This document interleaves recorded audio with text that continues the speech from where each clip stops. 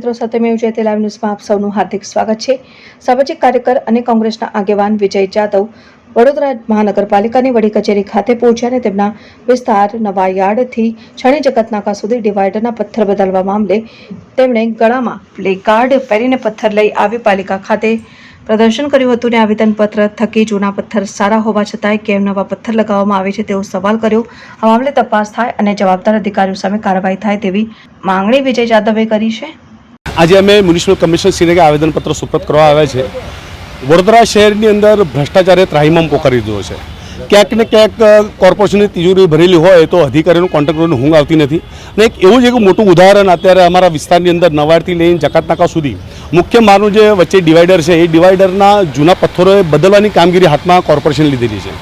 આજે જે જૂના પથ્થરો હતા જૂના પથ્થરોની તમે સેમ્પલ આજે કમિશનરશ્રીને બતાવવા આવ્યા છે અને ખરેખર તમને કહી દઉં કે એક સારી ક્વોલિટીની જે જૂના પથ્થરો હતા હેવી પથ્થરો છે સારા ગુણવત્તાવાળા છે છતાં આ લોકોને બદલવાની એટલી બધી શું જરૂર પડી? જ્યારે તિજોરી ભરેલી હોય તો આ લોકોને ઊંઘ આવતી નથી અને ભ્રષ્ટાચાર કરો આ લોકોના હવે બ્લડમાં થઈ ગયું છે। લોકોના પૈસા ખોટા વેડફાઈ રહ્યા છે।